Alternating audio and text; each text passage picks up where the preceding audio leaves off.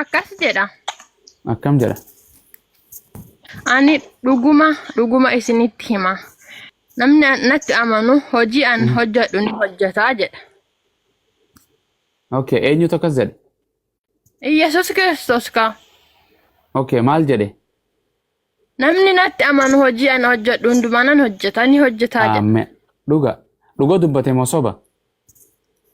Dhugaadha ree. Okay, ati Yesuusitti amantee? Eeyyeen amaneera. Waan Yesuus raawwatu hunda hin raawwattaa?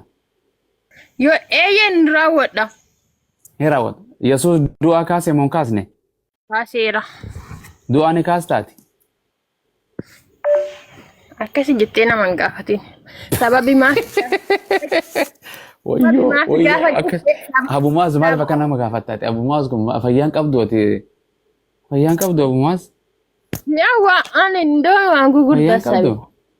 Waan gurguddaa waan siin jedhe hojii Yesuus hojjete hundumaa namni Yesuusitti amane hojii Yesuus hojjete hundumaa hin hojjeta yoo gadi buutee dubbiste ani gara abbaa waan hin deemuuf isin kana caala na caala hojjettan jedhe. Miti? Ko jiru mitiidha warri har'a hojjetaa jiran. Waan jedhe dhiisi waan warra sana si anaaf siin gaafachuu jira warra kaan siin hin jenne si Yesuusitti amantee ati obsi. Ayyeen amaneera.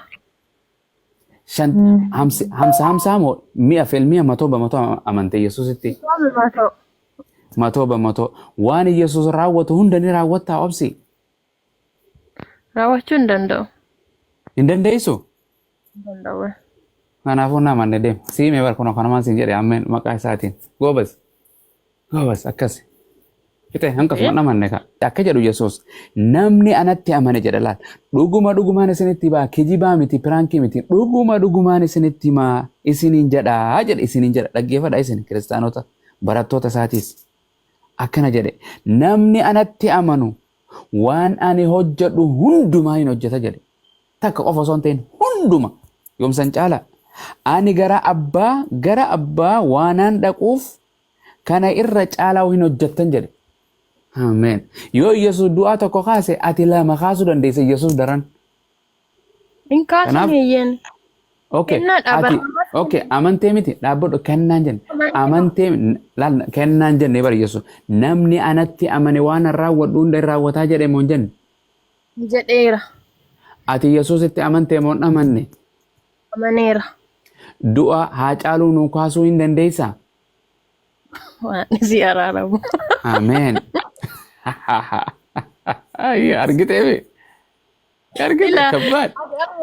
Namni ati akkana jedhu dhaggeeffadhu mee waan ittiin dabalin caafanne waan hin jedhin akka jedhu namni anatti amane kamiyyuu waan ani raawwadhu hundumaan hin raawwata jedhan qasuma. Kanaaf itti Kiristoositti hin amanneeti. Ara amaneera. Kaasi du'a haa caalu kaasi nu barsiisayyee. Du'a caalu ana ajjeeseera. Moo ana waan. Waaqa seeta Yesuus Kiristoos. Yesuus Alaazaar hin kaafne. Kaaseera. Isaatu ajjeese. Isaa miti. Okay, Hacaaluu si ajjeese. Akkanaati. Kaase Hacaaluu nu. Akkasiin jedhu ati du'aa kaasi naan jetta. Maan jetta? Wangeelaa jedhe Yesuustu jedhee bara. Okay, sirraan jijjiira. Wangeela boqonnaa tanaa miti biraan hubani.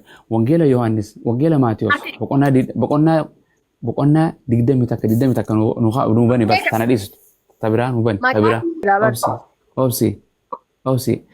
Du'aa kaasuu hin dandeessu waan biraatittiin si qayyara. Wangeela Maatiyos 20 bani meenu waan biraa jira ammas. Harrakkaatiin amananii si agarsiisuu deema galgala ganama kana maqaa isaatii maqaa gooftaan si fudhachiisa. Mee bane kaa dura wangeela kan keetittuun amanneeti. Yesuusittuun amanne. Yesuus hin fudhanne. Fayyisaa koo, gooftaa koo, biyya lafaa ganee, waa hunduma ganee, tiktookii ganee jettee ganaan si amansiisa.